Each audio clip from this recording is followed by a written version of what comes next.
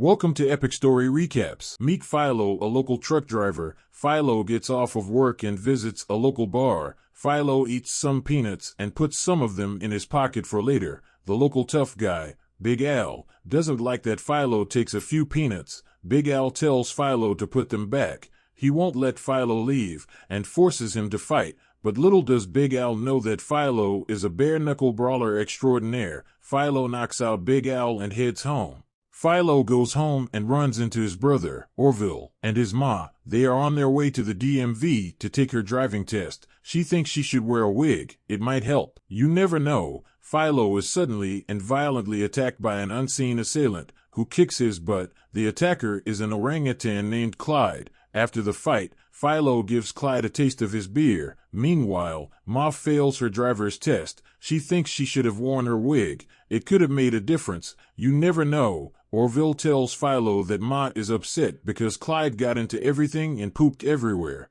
Orville says Ma had to bribe Clyde to go into his house with all of her Oreo cookies. Philo fights a guy at a construction site. Philo wins the prize fight and makes a lot of money. At a local honky-tonk, Philo tries to befriend a girl, but she turns out to be a snobby UCLA student there to study the subculture of blue-collar working men, so Philo pranks her by putting old dentures in her soup. After the snobby student leaves, Lynn Halsey Taylor performs and Philo is intrigued. He offers to buy Lynn a beer when her set is done. She accepts and they talk. Philo takes her home and they kiss. But when Philo asks to come in, Lynn says sure, but her boyfriend is there. Philo decides to come by another time when her boyfriend isn't around. At an intersection, a couple of bikers insult Philo and Clyde, who are just minding their own business. Philo endures this until they throw a cigarette at Clyde. This upsets him greatly. The bikers try to get away, but Philo goes into hot pursuit. The bikers try to hide in the car wash,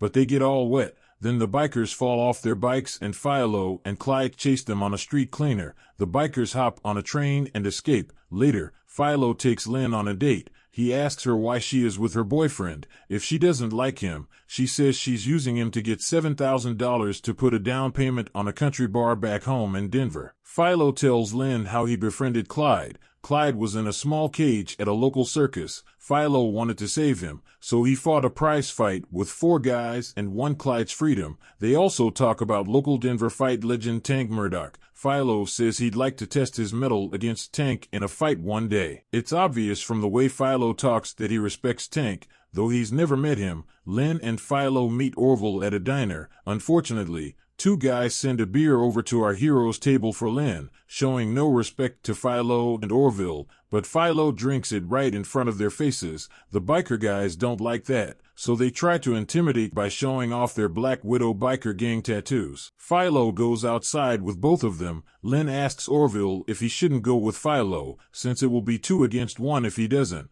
but Orville just shrugs and says nope. He knows they are no match for Philo. As Orville and Lynn leave the diner, they see that Philo has beaten the 2 Black Widows and thrown them in the trash. Philo puts their bikes in the back of his truck. The next day, Philo is taking the bikes apart. When Ma pokes him with a stick, she rips on Philo for Clyde, eating her Oreos. Clyde kisses her on the lips, but that doesn't calm her down. Bang! Meanwhile, at Black Widow HQ, the leader of the Black Widows, who dresses like a ghetto Red Baron, is upset that Philo is taking their bikes. The ghetto Red Baron plans on finding Philo and dealing with him one way or another. Philo gives Lynn some money for a new outfit for her country and western show. She is ecstatic and asks him where he got the money. Philo says he got it off a couple of little old widows, by which he means he got the money from selling the bikes of the Black Widows.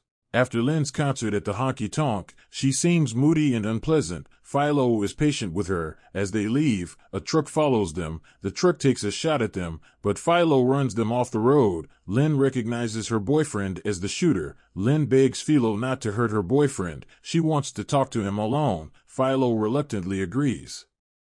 Lynn begins crying. Philo gives her the rest of the money and tells her that he wants her to live with him and that he doesn't want to see her crying anymore. Meanwhile, Orville is working under his car, which is on jacks. Clyde tries to steal his beer, but when Orville won't give the beer up, Clyde threatens to murder him by forcing the car off the jacks, which would crush Orville to death. Clyde, you rascal!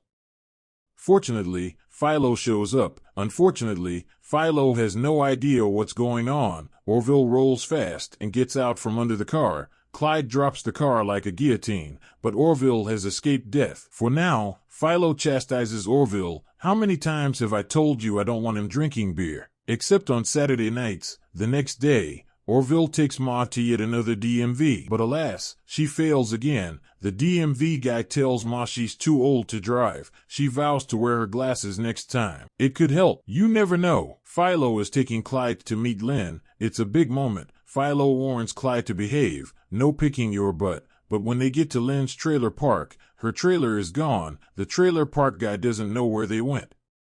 Philo goes to the honky-tonk, and there's a message from Lynn, but the message is just a cocktail napkin with a message that says, "Dear Philo, I gotta go. I'm sorry, Lynn Halsey Taylor." This puts Philo in a bad mood. He accidentally bumps a guy, and the guy is in no mood to let it go, so he grabs Philo and Philo punches him, which starts a giant bar brawl. Philo tells the bartender to call the cops as he's punching the guy he bumped into. The bartender says they are the cops. Philo chooses the better part of valor and leaves. Back home, Philo is packing to go after his love, Lynn. While he's packing, Orville asks if he can go too. Philo says yes, and Philo, Clyde, and Orville are about to hit the road. Ma asks them when they're coming back, but they don't know. Ma is very old and she doesn't have a driver's license, so if she needs food or medical care, she won't be able to get it. But that's not important right now. The jerk cop that Philo bumped into at the honky-tonk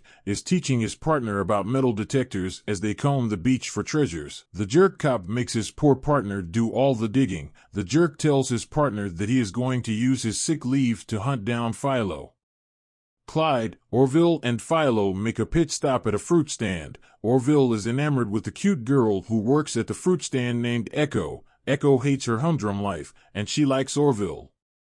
When Philo gets back in the truck, Echo is already in the cab and has joined the merry band of adventurers. The Black Widows search for Philo at the diner. The Black Widows, being the Black Widows, annoy the customers. One patron gets mad enough to fight one of the widows outside. The Black Widows, being the Black Widows, get their butts kicked by the patrons. Finally, the leader of the widows, Ghetto Red Baron, ends the fight by ordering a retreat, but not before a truck runs over one of the widow's bikes. The jerk cop and his partner show up at Ma's place looking for Philo. She is rightly upset that Philo and Orville left her alone. The cops leave without much information. Two Black Widows show up at Ma's and do donuts in her yard. Ma tells the widows to hit the bricks. Ghetto Red Baron ties a chain to a pillar on Ma's porch and destroys it. Ma responds by taking out a shotgun and blowing away their bikes. She's picking them off one by one, destroying several bikes with her shotgun. The Black Widows run for their lives. The cops question the trailer park guy. He tells them where Lynn is from. Then the bikers question him later as well. He tells them she is from Denver. Meanwhile, Lynn is up to her old tricks, getting men to buy her drinks and looking out for easy marks. She has a burning ambition to get to the top of the country and Western music scene, and she'll stop at nothing to get to her goal, no matter how many people she has to destroy in the process. Philo goes for a run, and what do you know? Philo comes to a realization. Philo thinks Clyde needs to get laid so he won't be lonely, so they break into a zoo. Philo uses a rope to help Clyde get into the orangutan exhibit. Clyde finds a lady and takes care of business, if you know what I mean, and I hope you do. Philo suggests Orville find him a fight because they are running out of money. They find a fight at a meatpacking plant. Orville says the word on Philo's opponent is that he fights dirty, which he does. After Philo beats him, they refuse to pay up until Echo pulls a gun and shoots the meat as a warning. At a roadside campsite, Philo bears his soul to Clyde. He says that he isn't afraid of any man, but he finds it hard to be vulnerable with women. Lynn drives by thinking Philo is just another mark. When she recognizes Philo, she tries to drive away, but he waves her down. Philo says he followed her because he thought she might have been in trouble. Lynn figures Philo is good for a quick roll in the hay, so that's exactly what they do. The next morning, Philo greets Orville and Echo with the good news that he's found Lynn. Orville goes to the fishing store to get supplies, and he runs into the jerk cop and his sidekick. He says Philo's name, and the cops hear it. They find their prey at the lake. Orville and Echo go on a canoe ride while Philo fishes by the shore. As the cops close in on him, the sidekick makes his way around the lake and runs into a rattlesnake. It's tough going for the sidekick. The jerk cop gets the drop on Philo just as Philo gets a bite on the line. The cop gets caught up and reeling in the fish. He gives advice to Philo. The cop tells Philo to give him the rod. Philo gives it to him. As the cop works to reel in the monster fish, when the fish comes in, Philo smacks the enamored cop in the face with the squishy thing and proceeds to open a can of whoop-ass on him. Philo does the same to the sidekick Tarzan style. Then Philo pushes their truck into the lake. Orville and Echo get Mexican food. They plan on meeting Lynn there, but Lynn never shows up. Philo is pissed, but not at Lynn. He thinks she didn't show up because of the guy she's with. He thinks he's abusing her and holding her prisoner. Ghetto Red Baron and the Black Widow spot Lynn. When they question her about Philo, someone in the back points a shotgun at Ghetto Red Baron, so he asks her politely about Philo. He is amused to discover that Lynn could care less about Philo. A little later, Philo sees Lynn and goes to talk with her, but it's a setup that Hussey is working with the Black Widows to get rid of Philo. She is an evil Lynn. She drives off, leaving Philo to confront Ghetto Red Baron and the gang. Philo is alone, surrounded by Black Widows. Meanwhile, Orville is enamored with a garbage truck. Now, this may seem weird, but it's a guy thing. We can become fascinated by heavy equipment trucks.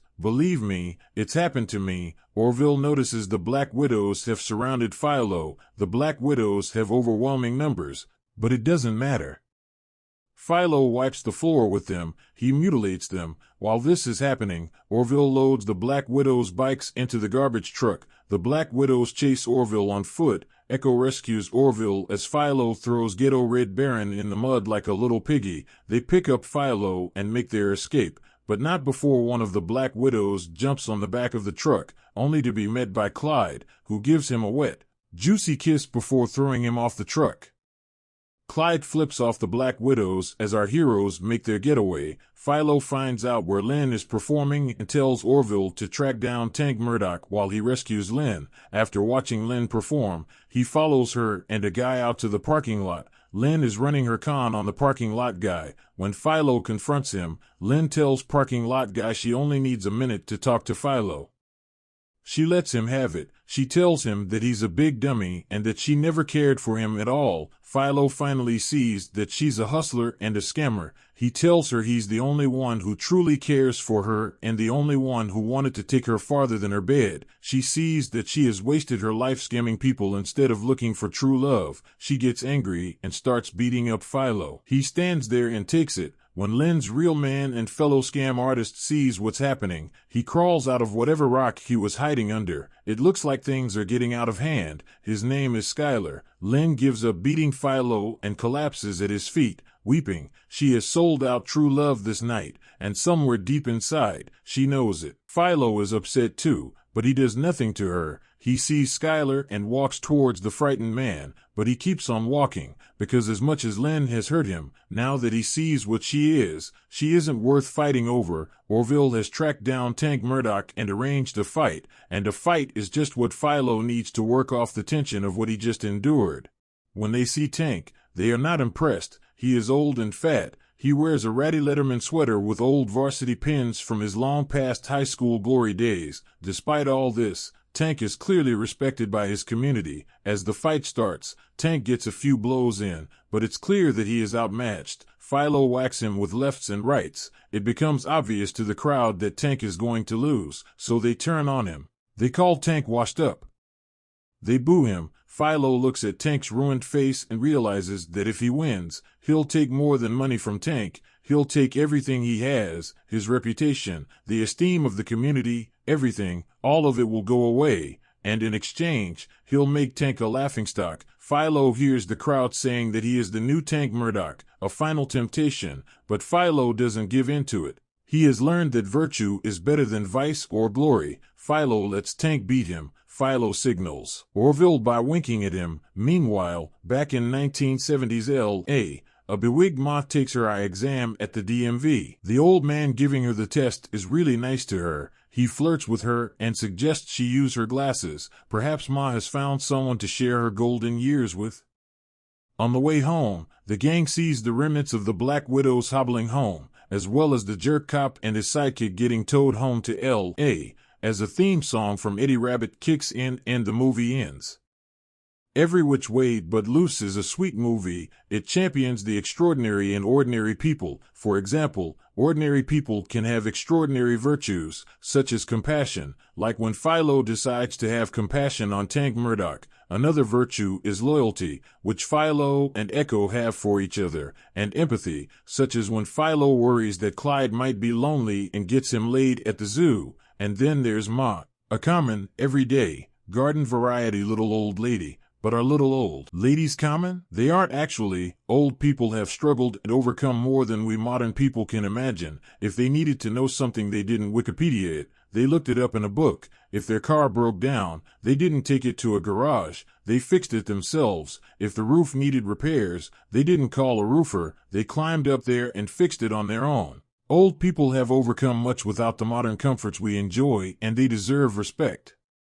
Every Which Way But Loose is a movie that celebrates ordinary people and their extraordinary virtues. Thanks for watching Epic Story Recaps.